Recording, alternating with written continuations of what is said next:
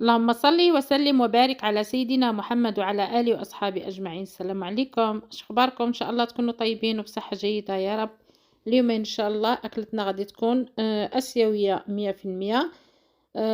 في البداية كنحتاج مكونات اللي هي أعواد الكرفس مقطعين بشكل طولي، وكذلك بصل أخضر بشكل طولي، وفلفل أحمر. فلفل أحمر بتكون فيه هذا نسبة ديال الحار أو الشطة. بالنسبة للحم فاحنا غادي نحتاجو الفيلي وغادي نقطعوه بالطريقة ديالنا، تقريبا نقطعوه إيمانسي رقيق. بالنسبة للمكونات اللي غنحتاجو للصوص اللي غادي نجهزو بها هاد الأكلة اللي هي تشاينيز بيف، فاحنا كنحتاجو الاويستر صوص والصويا صوص هذه متوسطة الحلاوة، وفيش صوص.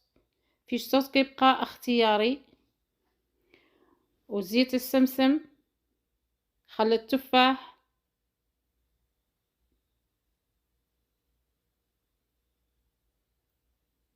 كذلك صلصة الصويا الحلوة والعسل،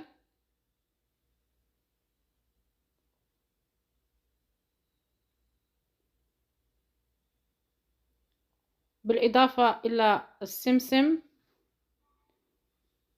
وكورن فلاور اللي هي النشا، شيلي اويل، وصلصة الصويا المالحة. هاد المكونات كلهم غادي نوضعو منهم تقريبا على اللحم، او بالاحرى غادي نحطو صويا صوص وويستر صوص،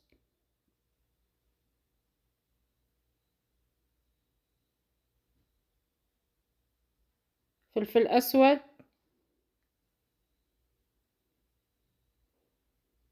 وشويه ديال الملح.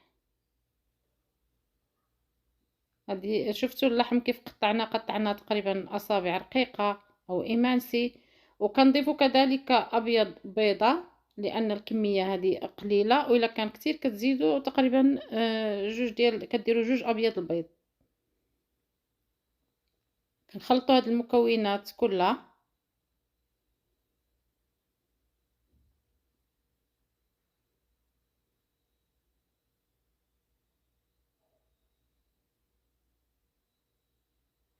احنا غيرنا الصحن باش نضيفوا كميه من النشا.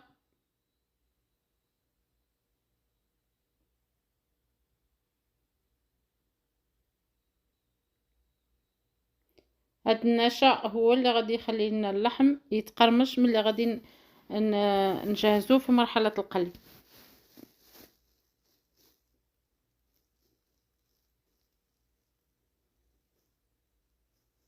خلطنا هاد المكونات كلها مزيان وخليناها تنسجم مع اللحم، وكنخليو تقريبا في هاد الماريناد هادي تقريبا على الاقل ساعه.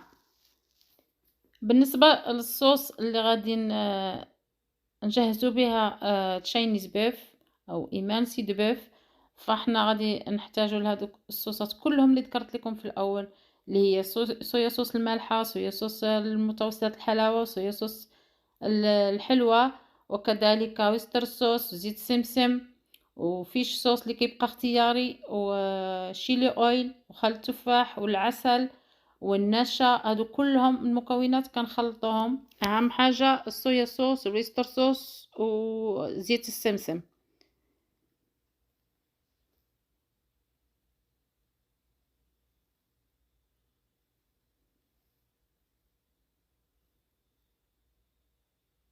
غادي نضيفو كمية من النشا،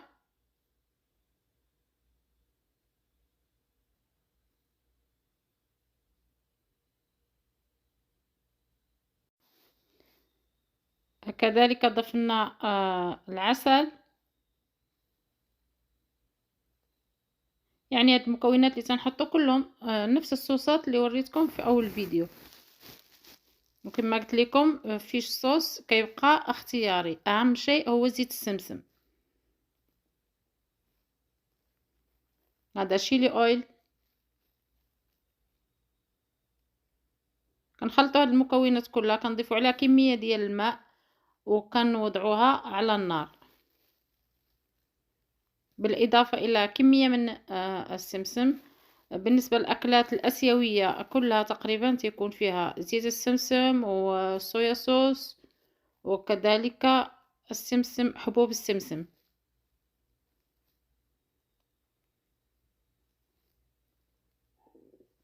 كنستمروا بالتحريك باش النشا ما كيتجمعش.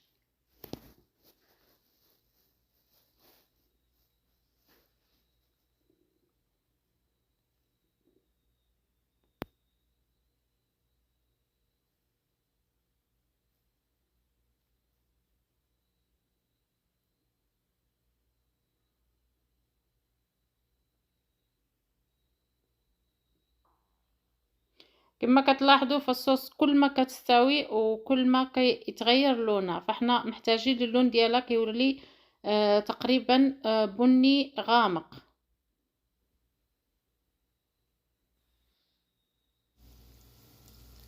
كناخدو مقلاة كنوضعوها على النار، كنوضعو فيها شويه ديال زيت سمسم، شويه ديال زيت نباتي او زيت زيتون، وكنوضعو فيها اعواد الكرفس وكنخليوهم يتسوطاو شويه. من بعد كنضيفوا عليها الفلفل احمر، كما قلت لكم فهو يحتوي على نسبة من الحار. وكنضيفوا شوية ديال الملح، نسبة قليلة ديال الملح يعني حسب الذوق، لان الصوص اللي غادي نجهزوا بها الاكله فيها بعض الصوصات مالحة.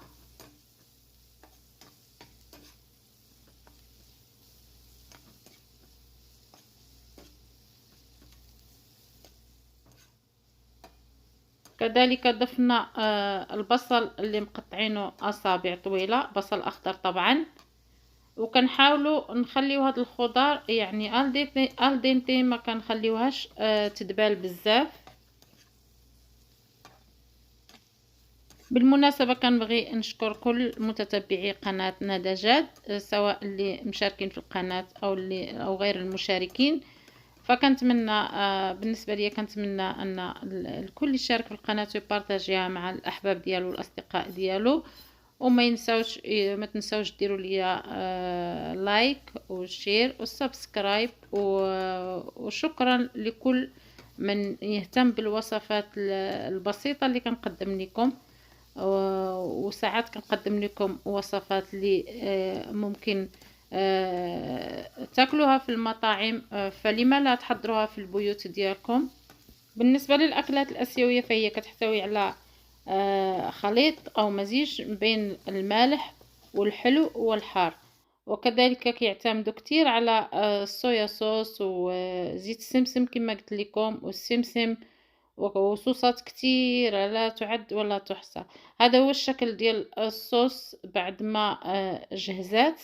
شفتوا الشكل ديالها كيولي بني غامق، وكذلك كتولي تقريبا مثل صوص الكراميل، يعني كتقال واللون ديالها كيتغير. بالنسبه للحم اللي درنا ليه الماريناد، فاحنا خدينا صينيه وضعنا فيها كميه من الطحين، وكنحاولوا نلبسوا هاد القطع ديال اللحم بالطحين، يعني نخلطوهم مزيان مع الطحين. من بعد كنحيدوا داك الزائد ديال الطحين وكنحطوهم يتقلاو في مقلاة. وضعنا كمية كتيرة ديال الزيت ووضعنا فيها اللحم اللي غادي نقليوه. بعد ما نوضعوا اللحم فكنقصوا من الحرارة ديال النار، كنخليوها تقريبا متوسطة باش ما يتحرقش لينا. لازم يستوي من الداخل وفي نفس الوقت يجي مقرمش واللون ديالو ذهبي.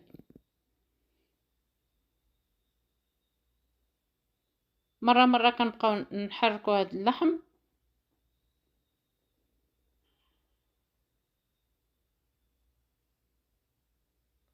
على فكرة بالنسبة لهذه الوصفة فبإمكاننا نحضروها بالدجاج.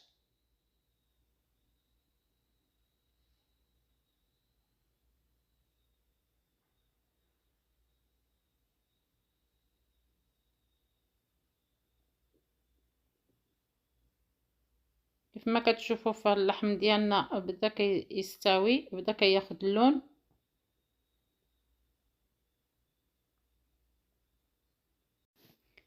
على فكرة فأنا بالنسبة للوصفات اللي كنقدم، ففي بعض الفيديوهات أنا كنحاول، أو بعض الوصفات فكنحاول نختصر لا بالنسبة للمكونات أو لا بالنسبة لطريقة التحضير، مثلا كتقشير الخضار، كتقطيع، كمرحلة القل، كمرحلة السلق، كمرحلة يعني وهكذا.